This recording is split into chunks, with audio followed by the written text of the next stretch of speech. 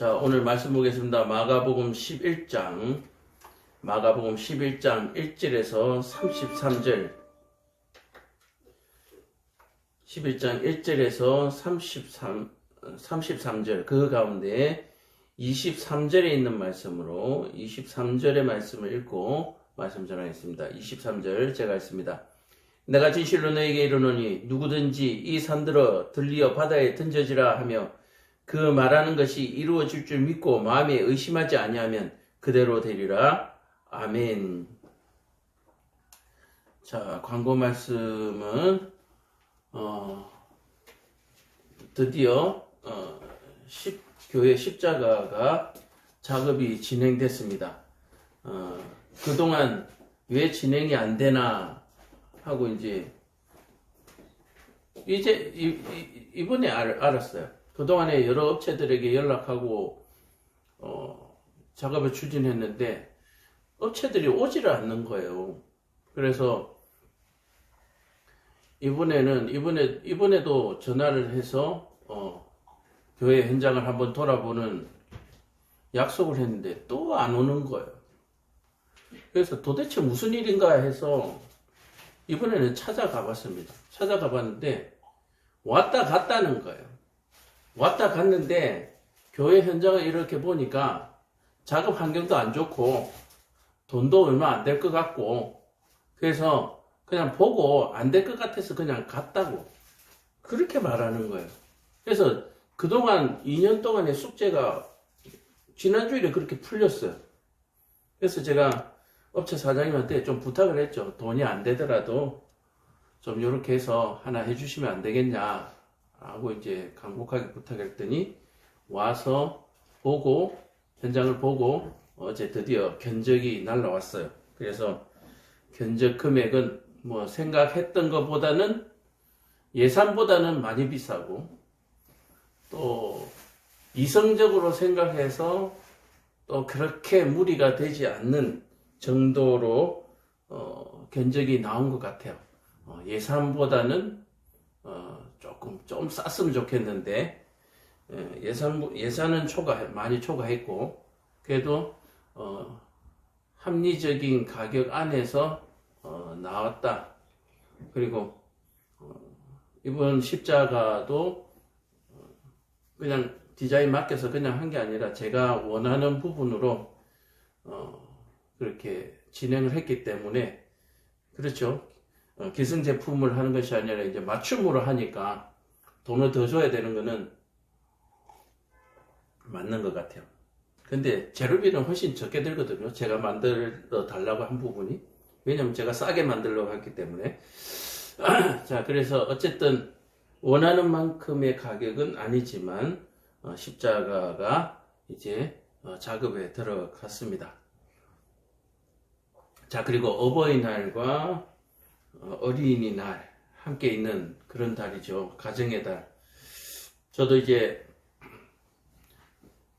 그냥 잠시 집에 내려가서 식사 한 끼 같이 하고, 식사도 외식 아니고 그냥 집에서 함께 하고 그냥 바로 올라왔습니다. 토요일이고 오늘 주일이고 해서 바로 올라왔는데, 오고 가는 길에 조금 씁쓸한 부분은 비가 많이 왔어요. 비가 많이 왔는데, 비가 많이 오면 기본적으로 차가 막히잖아요. 자, 그런데 기본적으로 차가 막히는 것도 있지만 이 어린이날과 어버이날이 끼어 있으면 제 생각에는 좀 이렇게 고속도로가 꽉 찼으면 하는, 제가 오고 가는 데는 불편하고 시간이 많이 걸릴지 몰라도 길이 꽉 찼으면 하는 그런 마음이 좀 들었어요. 오고 가면서. 그런데 평소에 길이 막히는 것보다도 덜 막혔어요. 그래서 참 마음이 착잡했습니다. 어린이날, 어린이들에게 부모들이 어떤 선물을 주는 것이 가장 좋은 선물일까 라고 생각했을 때, 이번같이 이렇게 주일이 가운데 끼고 3일간의 휴일이 이렇게 연달아 되었을 때, 그죠?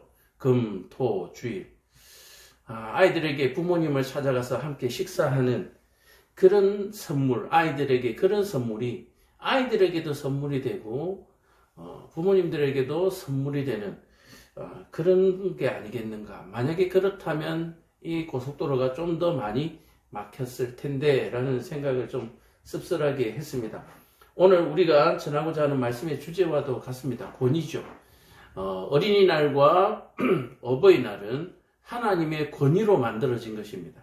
그래서 아이들에게도 하나님과 동일한 권위, 부모들에게도 하염없이 그냥 희생만 하는 것이 아니라 하나님의 권위를 부여해서 서로가 서로를 존중하고 서로가 하나님을 함께 경외하는 동력자로서의 가족, 그런 개념이 어린이주일과 어버이날과 어린이날, 그게 본뜻이죠. 물론 사람이 만들었습니다. 사람이 만들었는데 그 안에 정신을 성경적으로 해석해 보면 권위를 찾자라는 얘기죠. 아이들의 권위를 찾아주자. 부모들의 권위를 찾아주자. 어머니는 짜장면이 싫다고 하셨어. 그게 과연 싫은 게 아니잖아요. 그죠? 그래서 권위를 찾아드리자. 이런 모습들이 우리 믿음의 가정 가운데에서 세워졌으면 좋겠습니다. 어쨌든 고속도로가 안 막혀서 많이 아쉬웠습니다. 그리고 또 주신 예물을 위해서 기도하도록 하겠습니다. 어버이날이라고 내려갔더니 또 아시는 분이 어린이날이라고 또 우리 로운이 선물을 또 주셨고, 또 11조를 또 교회에 헌금해 주신 분도 있고, 너무 감사하죠. 주의 종을 위해서 물 한 잔이라도 대접하는 자는 복이 있다라고 했는데, 참 보잘것없는 저희가 가서, 물론 목사가 아니더라도 이런 날 아이가 있고 하면은 선물 비용을 줄 수가 있죠. 선물 비용을 줄 수 있는데, 주시는 그 손에 마음으로 제가 알잖아요. 그냥 집에 애가 있으니까 어린이날이니까 주는 거하고, 아이고 개척교회 하면서 고생한다. 고생한다. 뭐 돈이 있겠냐. 어린이날인데 애 옷이라도 한 벌 사 입어라. 라고 주는 그런 목회자에게 주는 그 사랑이 있잖아요. 그런 것들을 또 이렇게 다 느껴요. 그래서 너무 감사하고 오늘 주신 예물을 위해서 특별히 더 기도하도록 하겠습니다. 사랑과 은혜가 충만하신 아버지 하나님, 하나님을 사랑하고 교회를 사랑하고 또 주의 종의 가정을 사랑하여 하나님 앞에 드리는 헌물들이 있습니다. 아버지 하나님, 그 주는 손길들 하나님께서 하나하나 다 일일이 기억하여 주셔서 그 손이 참으로 하나님께 영광이 되는 손이 되게 하시고, 참으로 부끄러운 일을 하지 않는 손들이 되게 하여 주옵시고, 참으로 목회자의 가정에 복을 빌어준과 같이 저들의 가정에도 복이 10배나 100배나 더하여질 수 있도록 하나님 갚아 주옵소서. 건강을 지켜주셔서 참으로 살아가는 날 동안에 하나님을 더 많이 알아가며 하나님을 더 잘 섬기며 행복한 복된 시간을 누리게 하여 주옵시고, 또한 치료 중에 있는 그 연약한 육체를 하나님께서 붙들어 주시고, 그 마음이 연약하여 흔들리지 않도록 하나님 붙들어 주셔서 참으로 주님이 나와 함께 하시고 동행하심을 늘 깨닫고 참으로 체험할 수 있는 은혜를 베풀어 주옵소서. 하나님 앞에 드린 이후에 그 삶이 궁핍하여지지 않냐고 더 나아질 수 있도록 하나님께서 그 가정을 채워주셔서 참으로 이 교회를 통하여 복받는 가정들이 많이 생겨나게 하시고, 이 교회를 통하여서 더 많이 하나님을 알아가는 가정들이 생겨날 수 있도록 은혜 베풀어 주옵소서. 주신 은혜 감사하고 교회는 이 물질로 참으로 하나님의 영광을 드러낼 수 있도록 지혜 주시고 능력을 허락하여 주옵소서. 예수님 이름 받들어 기도합니다. 아멘. 자, 성경 보겠습니다. 지난 시간에 마가복음 10장은 믿는 자의 복음의 증인이 되라. 믿는 자는 복음의 증인이 되라. 눈 어두운 맹인이 눈을 뜨고 즉시로 길에서 예수님을 따랐죠. 그 예수님을 따른 그 바디메오의 바디메오의 눈을 통해서 오늘 예루살렘으로 들어가시는 예수님과 예루살렘의 상황들을 우리가 볼 수 있기를 바랍니다. 이 보여지는 것을 통해서 참 권위가 무엇이며 어디에서 오는가라고 하는 것을 우리가 살펴보았으면 좋겠습니다. 이해가 되시죠? 바디메오가 눈을 떴습니다. 마태복음과 누가복음을 함께 우리가 쭉 볼 때에 아버지와 아들이 같이 맹인이었는데 둘 다 눈을 떴어요. 둘 다 눈을 뜨고 즉시로 그들이 예수님을 길에서 따랐다 그랬거든요. 그래서 예수님이 지금 예루살렘으로 들어가는 길이거든요. 그래서 이 맹인들이 이제 세상을 보면서 처음으로 보는 세상이죠. 처음으로 보는 이들의 눈에 비춰지는 예루살렘의 모습, 그리고 그 예루살렘 모습을 통해서 참 권위와 가짜 권위가 존재함을 눈으로 보게 되는 증인이 되는 것이죠. 자, 그래서 오늘 저와 여러분들도 그동안 눈이 어두웠다가 이제 눈이 떠져서 예루살렘으로 예수님과 함께 들어간다 생각하시고, 그래서 처음 예루살렘 성문을 들어가면서 붙여지는 모든 것들을 우리가 한번 보고 느낄 수 있기를 바라고, 또 그 느낌이 지금 마가가 얘기하고자 하는 그 얘기와 어느 정도 일치하는지 우리의 눈을 한번 시험해 보시는 그러한 시간 되었으면 좋겠습니다. 그래서 오늘은 권위의 올바른 광고 시간에도 말씀드렸지만 이 권위가 무너지면 뭐가 없어집니까? 무질서해져요. 법의 권위가 무너지면 무질서해집니다. 이 법은 누가 선포합니까? 나라가 선포한단 말이에요. 나라가 선포하고 나라에는 왕이 있습니다. 그래서 이 법의 권위가 떨어지면 나라의 권위도 떨어지고 왕의 권위도 떨어지고 그 백성은 뭐라 그럽니까? 오합지졸이다. 그렇게 얘기를 하는 거예요. 그래서 이 권위를 찾는 것이 너무너무 중요하고, 이 권위는 누구의 권위다? 내 것이 아니다는 얘기죠. 백성들에게 권위는, 나라의 권위가 백성들의 권위입니다. 나라가 부강하면 그 백성들도 부강하고, 나라가 강하면 그 백성들도 강한 백성이 되는 거예요. 그래서 우리가 올바로 권위를 인정할 때, 우리가 올바로 인정할 때 그 권위가 우리를 뭐한다? 지켜준다. 또 보호한다. 우리에게도 그 권위가 더딥혀진다라고 얘기하는 거예요. 자, 우리가 옛날에 아주 못 살 때, 경제적으로 그렇게 부강하지 못할 때 어떻습니까? 외국에 나갔을 때에, 미국에 갔을 때, 이민자들이 엄청나게 고생했다 그러죠. 왜 그렇습니까? 손가락질이죠. 쟤들 자기 나라에서 먹고 살지 못해서 우리나라에 먹고 살러 왔다. 그리고 저들이 우리의 일자리를 빼앗아간다. 엄청난 멸시를 받는 거죠. 왜 그렇습니까? 나라의 권위가 떨어지니까 백성의 권위가 없는 거예요. 그래서 꿈에도 소원은 통일이고, 꿈에도 대한민국이 부자가 되기를 원하는 것이 이민자들, 이 땅에 사는 사람들보다 오히려 더 간절한 사람들이 아닌가, 그렇게 생각을 하는 거죠. 당연히 그렇게 될 수밖에 없죠. 나는 아무것도 한 것 없는데 나라가 하는 것에 따라서 내가 휘청휘청 하는 거예요.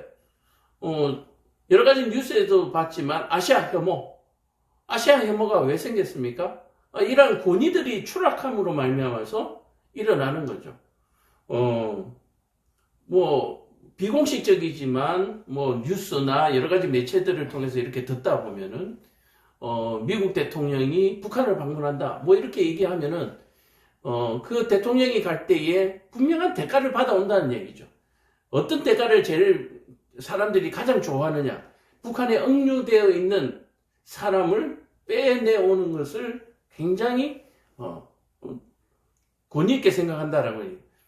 거기에서 어떤 핵을 해제한다 여러 가지 부분도 있겠지만, 자국민 입장에서 대통령이 북한에 들어가서 자기 백성들, 기자들이라든지 관광객이라든지 또는 납치돼서 가는 사람들이든지 이런 사람들을 대통령이 가서 찾아온다고 할 때 그 대통령이 너무너무 감사한 거죠.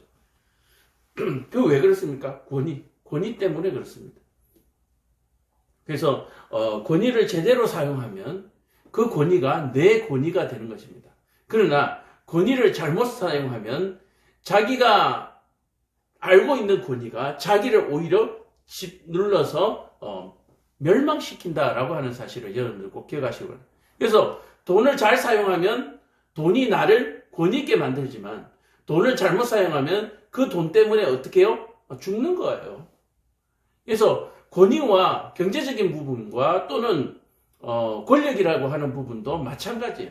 잘 사용하면 그것이 나를 강하게 하고 또 나를 통해서 하나님께 영광을 드리게 되지만 그것을 잘못 사용했을 때는 그것이 오히려 내 생명을 빼앗아가는 무기가 되고 독이 된다라고 얘기를 하는 것입니다. 오늘 하나님께서 주신 권위를 도구로 사용하는 자와 하나님께서 주신 권위를 참으로 영광스럽게 사용하는 두 권위를 여러분들이 보게 될 것입니다. 바로 바디메의 눈을 통해서 그것을 보게 되고 오늘 저와 여러분들의 눈으로 그 진짜 권위와 가짜 권위를 보게 됩니다. 11장 1절 보겠습니다. 그들이 예루살렘에 가까이 와서 감난산 벳바게와 베다니에 이르렀을 때에 예수께서 제자 중 둘을 보내시며 이르시되 너희는 맞은편 마을로 가라. 그리고 그리로 들어가서 곧 아직 아무도 타보지 아니한 나귀 새끼가 매여 있는 것을 보리니 풀어 끌고 오라. 그렇게 얘기합니다. 자, 예수님께서 제자 둘을 보내는데 제가 어저께 성경을 보면서 이 부분을 한번 짚고 넘어가려고 그랬어요. 자, 아무도 타보지 않은 낙이냐, 아무도 타보지 않은 낙이 새끼냐. 그러니까 아무도 타보지 않는 낙이, 사람이 안 탄 낙이의 새끼냐, 아무도 사람이 안 탄 그냥 새끼 낙이냐. 이 부분을 제가 한번 보면 그동안에는 그 부분을 별로 생각 안 했거든요. 그냥 낙이 새끼. 그래서 이 낙이와 새끼가 분리되어 있느냐 붙어 있느냐를 한번 보고 싶었어요. 그래서 원어 성경에 이렇게 보니까 이 낙이 새끼가 단어가 하나예요. 그러니까 낙이나 짐승의 새끼를 뜻하는 단어 하나로 사용되고 있는 것으로 봐서 이 새끼를 낳은 어미가 사람을 태운 적이 없다는 것이 아니고 이 새끼 자체가 사람을 태우지 아니했다라고 얘기를 하는 거예요. 그러니까 정결한 낙이다 그렇게 볼 수가 있겠죠. 그러나 또한 겸손한 낙이, 이 낙이는 예수님 왕이 타실 낙이기 때문에 왕은 우리 저 신천지 누구 아무개나 100마를 타고 누구도 웬만한 좀 된다는 사람들 100마 타고 사진 찍는 사람들이 참 많잖아요. 그렇게 권위가 있다 생각하고 왕이라면 적어도 100마를 타야 된다고 사람들은 생각하는 거예요. 그런데 예수님께서는 뭘 타셔? 아무도 사람을 태우지 아니한 낙이 새끼를 타신다. 바로 거기에서 예수님의 권위, 겸손의 권위를 볼 수가 있는 거죠. 그래서 권위는 자기가 세우는 것이 아니라 권위는 겸손해야 돼요. 겸손을 나타낸다. 그래서 가짜 권위와 진짜 권위는 어떤 차이가 있다고요? 바로 겸손하냐, 겸손하지 아니하냐. 그래서 돈이 많은 사람이든지 지위가 높은 사람이든지 선생이든지 학생이든지 그 댐댐이를 볼 때 뭘 봐야 된다고요? 학식이나 능력을 보는 것이 아니라 뭐요? 겸손을 보는 거예요. 그게 진짜 권위 있는 사람이라고 하는 것입니다. 때로는 힘 있는 사람에 의해서 그 진짜 권위가 짓눌려지고 박해를 받기는 하지만 그렇다고 해서 그 진짜 권위를 땅에 떨어뜨리고 나면 이 땅에는 권위가 존재하지 않는 그런 무질서와 오합지졸의 세상이 되어버립니다. 그래서 이 권위가 없어져 버리면 어떤 세상입니까? 노아의 홍수와 같은 사건을 하나님께서 계획하실 수밖에 없는 거예요. 그래서 이 권위를 지키는 사람 한 사람이 얼마나 귀하냐, 이 척박한 시대에 복음을 전하는 한 사람이 얼마나 귀하냐라고 생각할 때에 여러분들이 그것에 대해서 존경하고 존중할 수 있기를 바랍니다. 이 땅에 교회가 아무리 많다고 해도 그래도 믿는 자는 5% 안쪽이에요. 5% 안쪽. 이스라엘이 20년 전인가요? 20년 전에 이스라엘이 미전도 종족으로서 2%가 안 되는 1%에 달하는 기독교 신자를 가지고 있죠. 그러니까 이스라엘이 지금 이스라엘이 아니죠.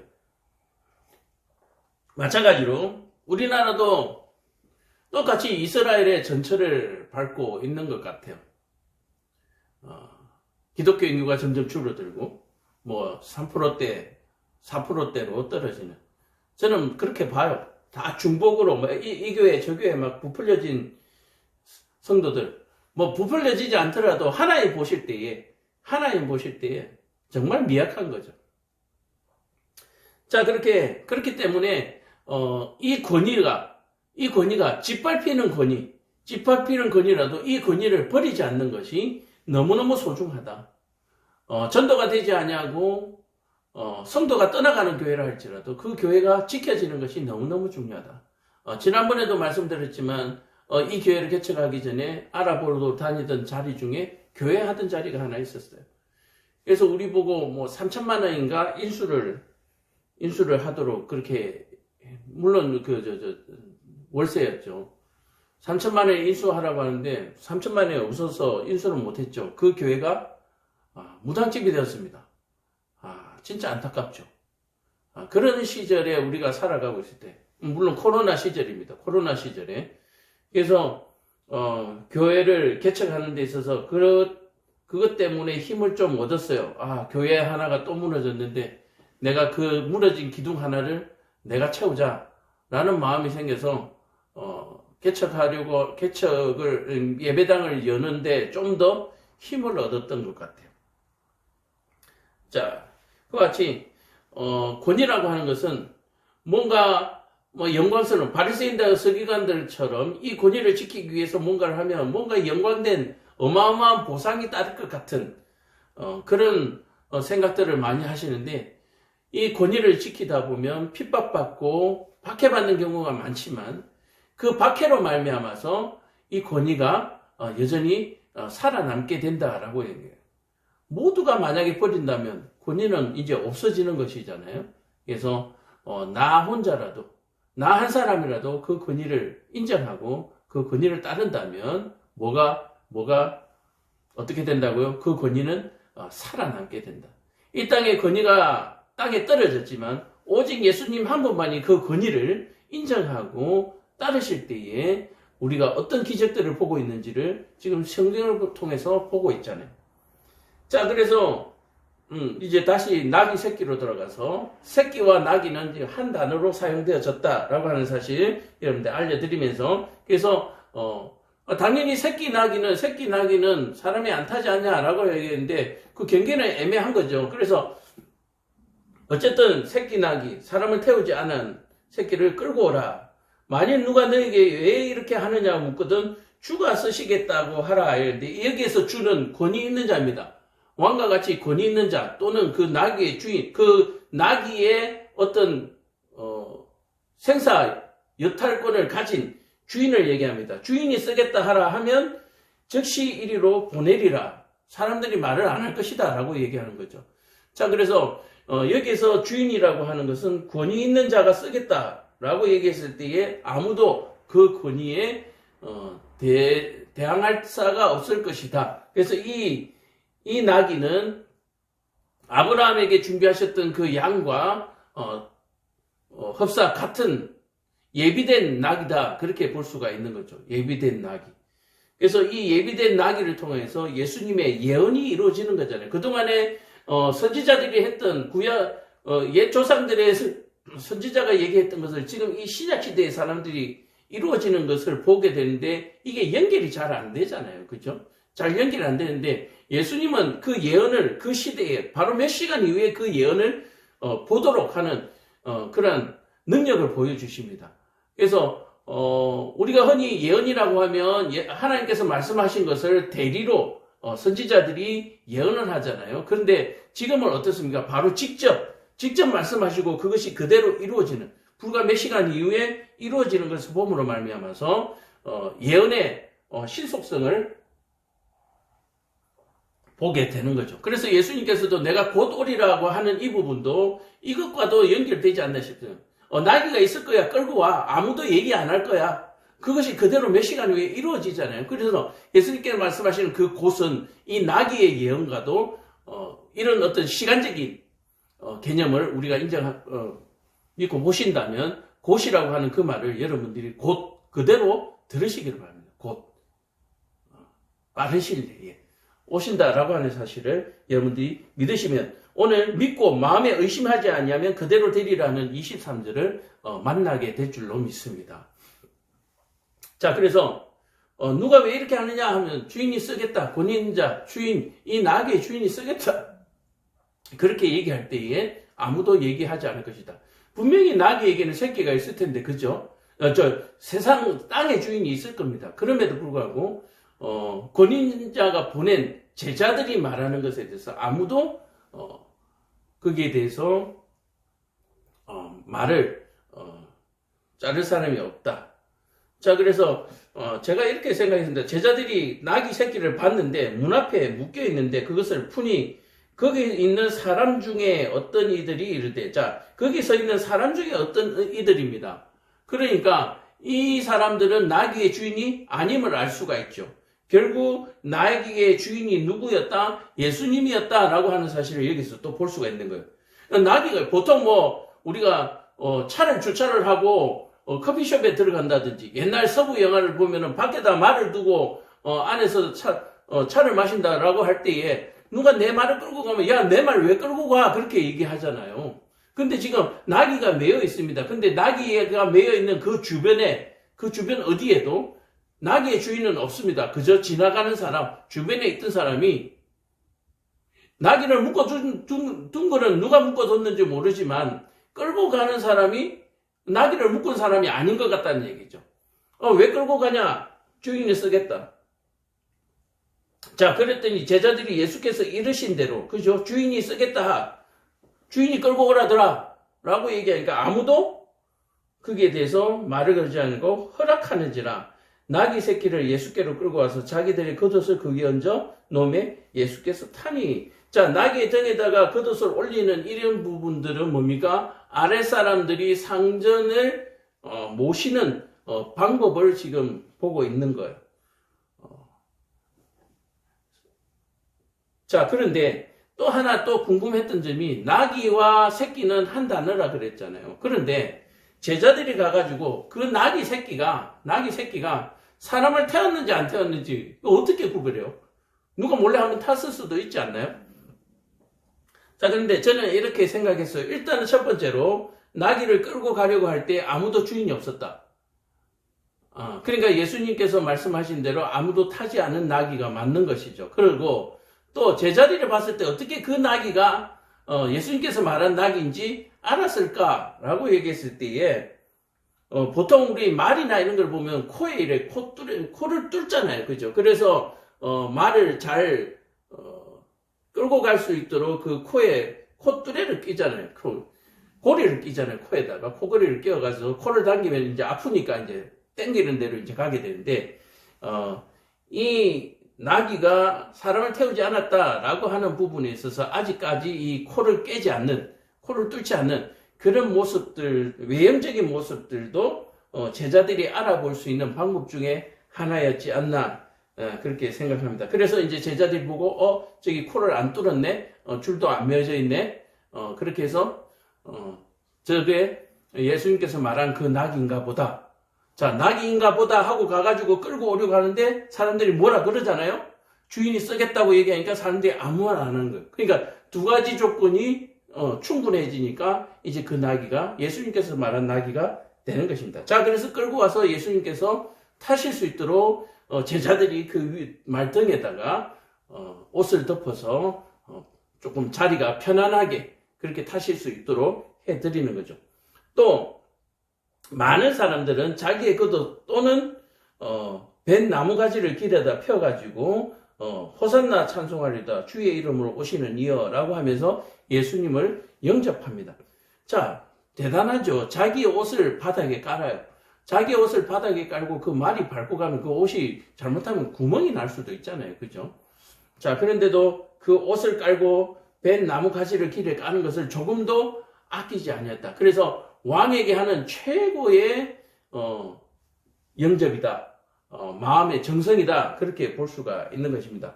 찬송하리다 우리 조상 다윗의 나라여 가장 높은 곳에서 호산나 하더라. 이 호산나는 구원하소서, 구원하소서라는 뜻을 가지고 있다라고 해요. 그래서 구원하소서라고 찬송을 하다.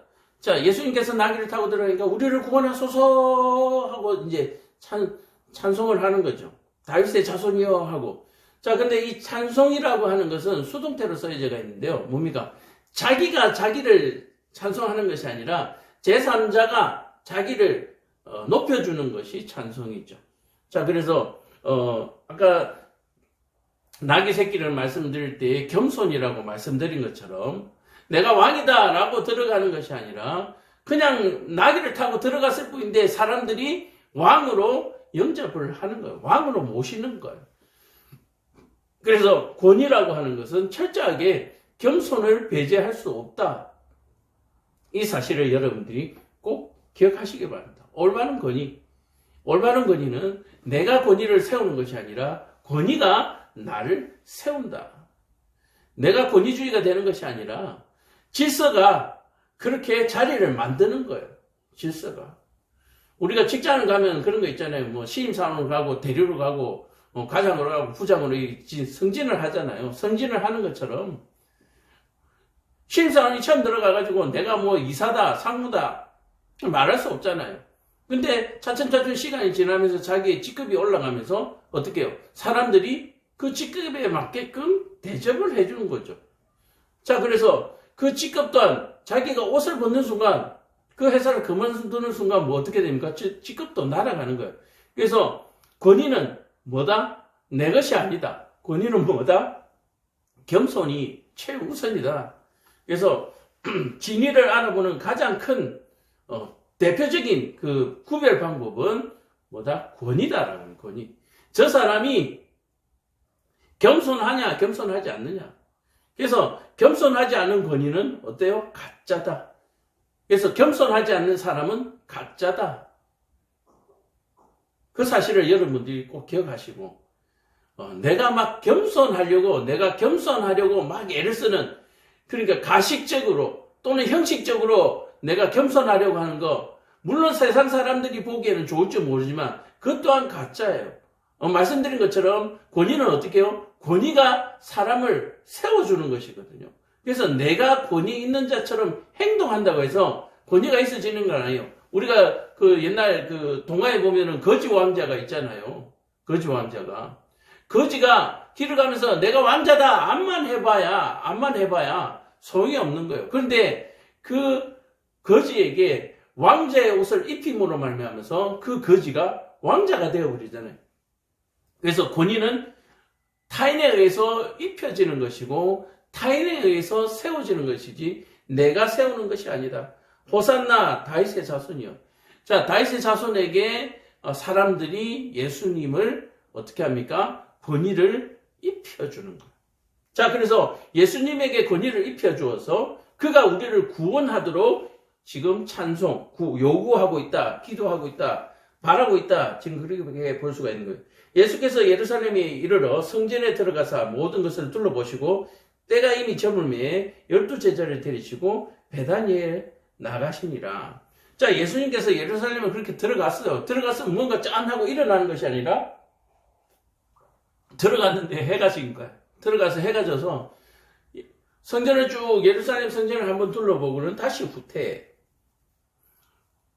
이튿날 그들이 베다니에서 나왔을 때 예수께서 시장하신지라 멀리서 잎사귀 있는 한 나무를 보시고 무화과 나무를 보시고 혹 그 나무에 무엇이 있을까 하여 가셨더니 가서 보신즉 잎사귀 위에 아무것도 없더라. 이는 무화과의 때가 아님이라. 예수께서 나무에게 말씀하여 이르시되 이제부터 영원토록 사람이 내게서 열매를 따먹지 못하리라 하시니 제자들이 이를 듣더라.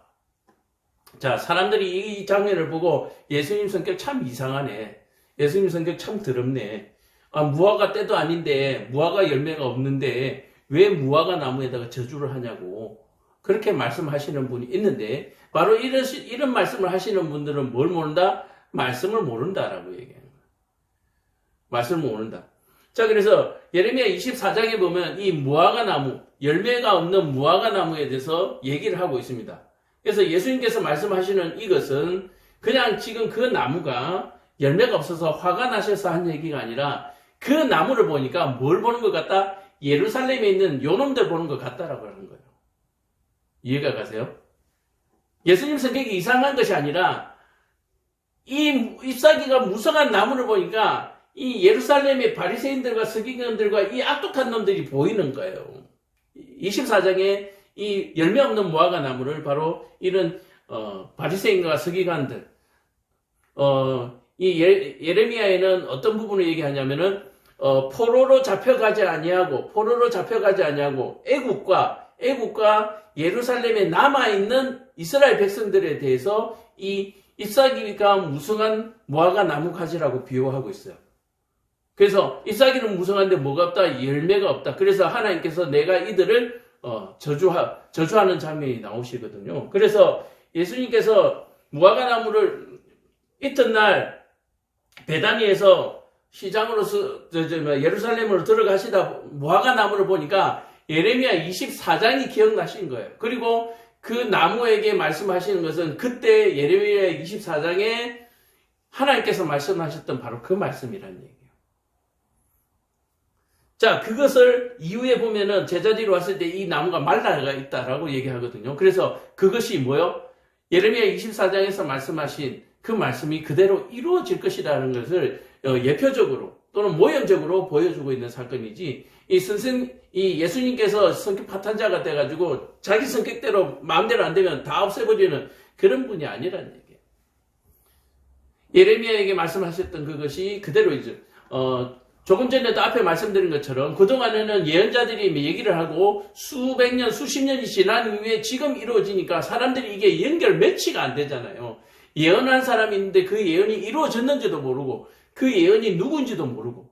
그러나 지금 예수님은 말씀하시면 그것이 그대로 되니까 소위 말해서 그 말씀이 예언이 되는 거죠. 예언이 바로바로 이루어지니까 말씀하시는 이가 뭐다? 예수님이다, 하나님이다, 여호와다라고 하는 바로 직접적인 연결이 가능한 거예요. 자, 제가 어제 산에 가가지고 예언을 받았어요. 그러고 나서 나는 예언자야. 하나님의 계시를 받아서 몇 년, 몇 월, 며칠에 뭐가 될 거야. 그러고 나서는 수십 년이 지나는 거예요. 그러니까 사람들이 저도 잊어버리고 예언도 잊어버리고 이 죽도 밥도 안 되는 거잖아요. 그러니까 예수님께서는 지금 이 땅에 오셔가지고 바로 말씀하시고 말씀하신 것이 그대로 되고 그 예언과 이루어짐이 바로바로 이루어지니까 예수님이 말씀하시는 것이 진실이 되고 또 예수님께서 말씀하는 그 곧이라고 하는 것이 진짜 곧이 되는 거예요.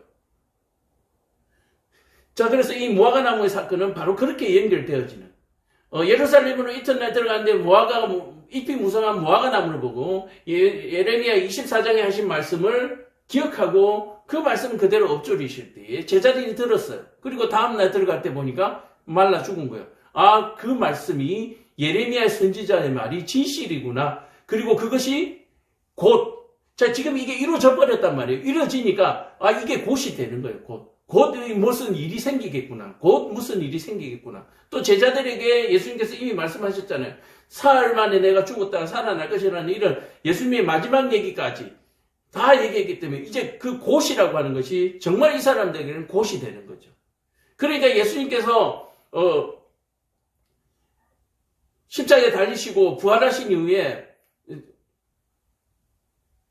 마가다락방에서 성령을 기도할 때 그 성령이 내리는 바로 그런 열심이 바로 이 곧이 그들에게는 정말 곧으로 느껴졌기 때문에 저와 여러분들도 이 곧이라고 하는 것이 정말 느껴진다면 정말 말씀과 예배와 기도에 정말 힘쓸 수 있는 거죠. 근데 우리는 그 곧이라는 것이 여전히 곧이 아니기 때문에 삶에 찌들리고 삶에 쫓아가고 또 뭐 자녀들 때문에 휘둘리고 온갖 다른 잡다한 일들로 정신 못 차리고 살아가는 거예요. 근데 이단 사이비처럼 또 그렇다고 짐 싸들고 또 산에 올라가고 그런 건 아니지만 그렇게 해서는 안 되고 우리가 삶의 현장에서 이 곧이에요. 곧이니까 짐 싸들고 나갈 일이 없는 거예요. 소돔과 고모라에 불벼락이 떨어질 때에 뭐라고 얘기했습니까? 아무것도 가지지 말고 빨리 도망가라 그랬잖아요. 짐 싸고 이사할 시간이 없는 거예요. 마찬가지로 이 곧이기 때문에 지금 짐 싸가지고 산에 들어갈 시간이 없어요. 그냥 이 자리에서 그냥 삶의 현장의 자리에서 기도와 예배와 말씀을 우리가 지키면서 예수님의 곧을 기다리는 바로 그 삶이 건전한 신앙의 삶이다라고 얘기를 하는 거예요. 자, 이와 같이 이제부터 영원토록 사람이 내게서 열매를 따먹지 못할 것이다. 제자들이 이 말씀을 들었더라. 자, 그리고 그렇게 그 말씀을 하시고 이제 예루살렘 성전으로 들어가셨는데, 자, 이 잎이 무성한 이 무화과 나무를 여전히 제가 처음 말씀드린 바디메오, 소경이 되었다가 눈 뜬 바디메오도 이거 봤어요. 그죠? 이제 좀 있다가는 반석 마른 그것을 보게 되겠죠. 이것을 통하여서 예수님의 권위를 뭐 하게 됩니까? 증언하게 되는 거죠. 예수님의 권위. 자, 그들이 예루살렘에 들어가니 예수께서 성전에 들어가서 성전 안에서 매매하는 자들을 내쫓으시며 돈 바꾸는 자들의 상과 비둘기 파는 자들의 의자를 둘러엎으시며 아무나 물건을 가지고 성전 안으로 지나다님을 허락하지 아니하시고 이에 가르쳐 이르시되 기록된 바 내 집은 만민이 기도하는 집이라 칭함을 받으리라 하지 아니했냐. 너희는 강도의 소굴로 만들었도다. 자, 강도의 소굴은 뭡니까? 주체가 없고 껍데기만 지금 있는 거죠. 만민이 기도하는 집인데 기도는 없고 뭐만 있어요? 성찬만 남아있는 거예요. 기도는 없고 예물만 있는 거예요. 그래서 형식적인 예배의 모습, 이 형식적인 예배의 모습은 뭡니까? 우상의 예배와 같습니다. 자, 왜 우상의 예배가 형식적이냐 하면 우상이니까 실체가 없잖아요. 실체가 없는 것에서 뭐요? 예배를 드리는 거예요. 예배 형식은 하나님께서 제정하신 제사의 형식을 그대로 갖추고 있는데 실체가 없는 거예요. 이런 것들을 보통 우리는 뭐라고 얘기합니까? 예행 연습이라 그러죠. 연극을 시작하기 전이나 또는 콘서트를 시작하기 전에 미리 연습하는 거잖아요. 관중이 없어요. 실체가 없는 상태에서 있는 것처럼 연습하는 거예요. 그래서 이 외식적인 예배, 이 우상의 예배는 실체가 없는 가운데서 형식을 가지고 있기 때문에 이것을 가짜다라고 얘기를 하는 거예요. 왜요? 드렸는데 받을 실체가 없잖아요. 우상의 예배는 바로 이런 실체가 없는 예배예요. 자, 이 형식적이고 외식적인 예배를 드리고 있는 이들. 그러니까 여호와 하나님께 드리잖아요. 여호와 하나님께 드린다고 드리는데 여호와 하나님께서 받지 않으시는 거예요. 왜요? 하나님이 고기를 좋아하시고 뭐 그런 거 아니잖아요. 금을 좋아하시고 뭐 이런 거 아니잖아요. 하나님은 우리의 뭐를 받으셔요? 마음을 받으시잖아요. 그 마음을 우리가 물질에 담아서 드리는 거죠. 왜냐하면 마음은 있는데 물질이 안 따라가면 이 사람들이 외식적이고 가식적으로 한 거예요. 사랑해. 그래서 우리가 사랑한다고 하고 뭐 무슨 날이 됐을 때 선물을 하는 이유가 마음이 있어서 그런 거예요. 마음이. 근데 그걸 한다고 해서 또 마음이 있는 건 아니잖아요. 지금 텔레비에 보면 저기 보면 차정숙 보면 그러잖아요. 세컨드한테 바람 피우고 있는데 세컨드한테는 선물을 사주고 들키니까 와이프한테는 그 들킨 걸 무마하기 위해서 똑같은 걸 사다 주잖아요. 그래서 마음이 물질이 간다고 해서 마음이 가는 것도 아니고 마음이 간다고 해서 물질이 또 따라가는 것도 아니고 뭡니까? 진실이요. 진심. 자, 대제사장과 서기관들이 듣고 예수를 어떻게 죽일까 하니 이는 무리가 다 그의 교훈을 놀랍게 여김으로 그를 두려워함이로라. 그리고 날이 저물어 그들이 성 밖으로 또 자, 예수님이 또 들어왔다가 나갔다가 들어오셨죠? 또 나가셨어요. 밤이 어두워서 또 나가셨어요. 그들이 아침에 지날 때 무화과 나무가 또 들어가는 길에 뭘 봅니까? 드디어 그 나무가 말라서 죽은 것을 보게 됩니다. 자, 그렇게 말라서 죽은 것을 보고 제자들이 예수님께 물으니까 내가 진실로 너에게 이르노니 누구든지 이 산들어 들리어 바다에 던져지라 하며 그 말을 하는 것이 이루어질 줄 믿고 마음에 의심하지 아니하면 그대로 되리라. 뭐요?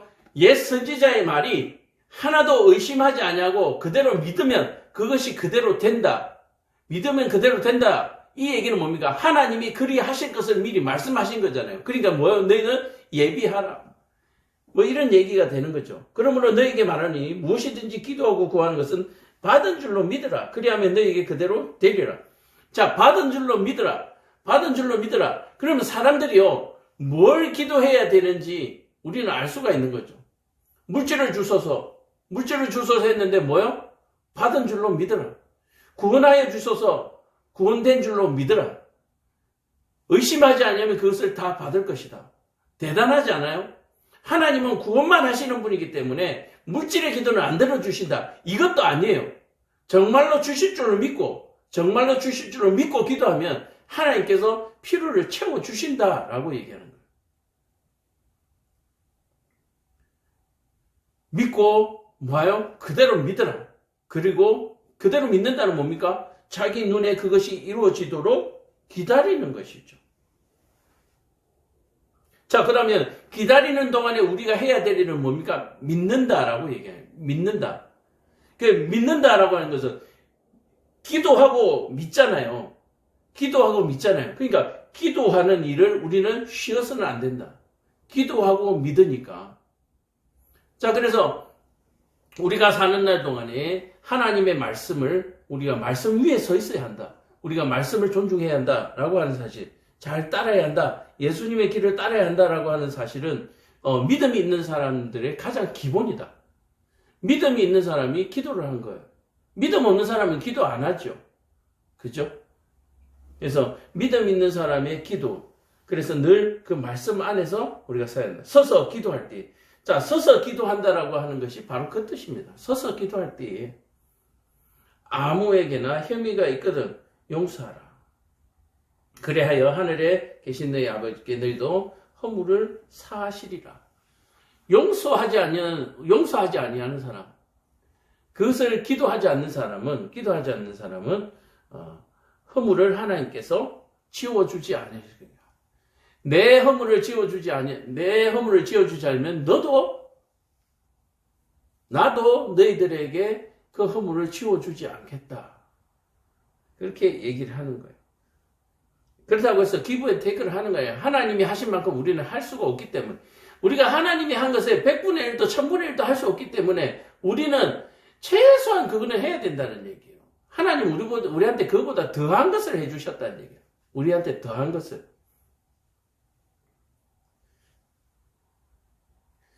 그들이 다시 예루살렘에 들어가니라. 예수께서 성전에서 거니실 때에 대제사장들과 서기관들과 장로들이 나와서 이르되 무슨 권위로 이런 일을 하느냐.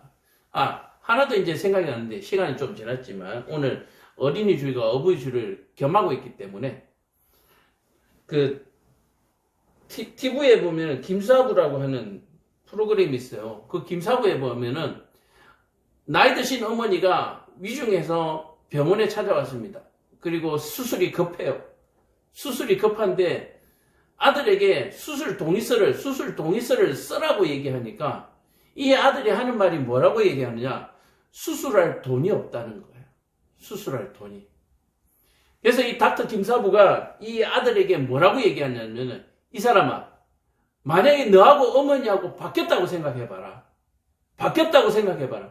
그렇다면 어머니가 네가 수술을 지금 받아야 되는데 돈이 없다고 여기에 사인 안 했겠냐라고 묻는 거예요. 부모와 자식의 차이는 이 차이입니다.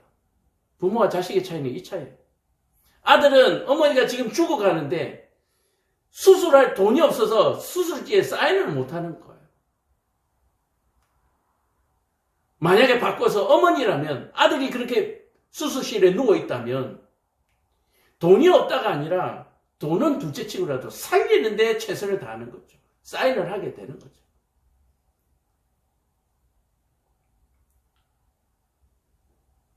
그래서 우리의 믿음이 바로 이런 것이에요.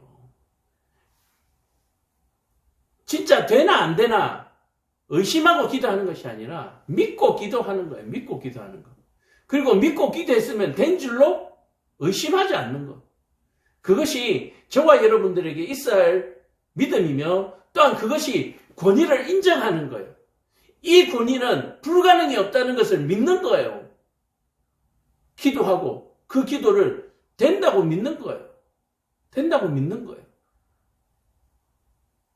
오늘 저와 여러분들은 참으로 권위 있는 분에게, 권위 있으신 하나님을 우리가 어떻게 섬겨야 할지, 우리가 권위 있는 자를 섬기지만 그 권위 있는 자는 뭐 하지 않는다? 우리에게 군림하지 않냐고 우리를 뭐 하시는 분이다? 겸손하게 우리를 섬기시는 분으로 오시잖아요. 그래서 우리가 그렇게 부탁을 하고 그것을 부탁을 들어주셨다고 해서 생색내시는 분이 아니에요. 생색내시는 분이 아니기 때문에 우리가 뭐 해도 돼요? 마음껏 무엇이든지 구해도 된다라고 얘기하는 거예요. 자, 보세요. 은행에 100억을 빌렸어요. 은행은 우리에게 무엇을 요구합니까? 이자를 요구하죠. 우리가 누군가의 도움을 받았어요. 그 누군가는 우리에게 그것을 갚을 것을 요구를 합니다. 그렇다면 우리는 은행에 가서 돈을 빌릴 수도 없고 누군가에게 부탁할 수도 없습니다. 내가 저 사람에게 다시 갚을 수가 없기 때문에. 그러나 우리에게 진짜 권위 있을 수 있는 하나님은 하고 나서 우리에게 뭘 해달라고 요구하지 않는 분이에요. 그러니까 뭐 하지 마라? 주저하지 않냐고 무엇이든지 구할 수 있는 거예요. 이 아들이 엄마의 수술 앞에서 수술비가 없어서 사인하지 못하는 이런 일이 없는 거예요. 믿음 있는 사람에게는. 무엇이 더 중요한데? 어머니에게는 그 5천만 원이라는 수술비보다 수천만 원의 수술비보다 아들의 생명이 더 중요한 거예요. 하나님은 바로 그것입니다. 내가 모든 것을 내어줄지라도 네 생명이 더 중요하다. 내 아들 독생자를 내어주실지라도 네 생명이 더 중요하다라고 얘기하는 거예요. 하나님께서는 바로 그 믿음을 보십니다. 바로 그것이 우리에게 권위 있는 자의 마음이고 그 권위 있으신 분이 우리에게 요구하고 계시는 것이다. 이 사실을 여러분들 기억하실 때에 자, 바리새인들이 예수님께서 예루살렘에 들어가서 무슨 권위로 이런 일을 하느냐라고 얘기하는 거예요. 자, 지금 예수님이 무슨 일을 하고 계십니까? 어제도 들으시고 그제도 들어오셔서 예루살렘 성전을 이렇게 돌아다니면서 상을 얻고 다니시는 거예요. 나가라! 뭐. 이 개 같은 놈들하고 막 이러고 다니는 거예요. 그러니까 완전히 성전에 들어와서 깽판 지기고 있는 거잖아요. 근데 깽판을 지고 있는데 18절에 보면 대제사장들과 서기관이 예수를 죽이려고 하는데 이렇게 깽판을 치니까 죽이려고 하는데 이는 무리가 다 그의 교훈을 놀랍게 여기기 때문에 두려워합니다. 그렇게 해도 할 말이 없었다라고 얘기해요. 예수님이 예루살렘 성전에 들어와서 그렇게 깽판을 치고 있는데도 바리새인 서기관들이 그것을 말릴 근거를 찾지 못하고 있는 거예요. 그러니까 대제사장이 뭐예요? 두려워서, 무서워서 너 도대체 누구냐? 당신 누구요? 당신이 누군데 지금 이렇게 하고 있는 것이요? 당신이 정말 메시아요? 지금 이 말을 하고 있는 거거든요.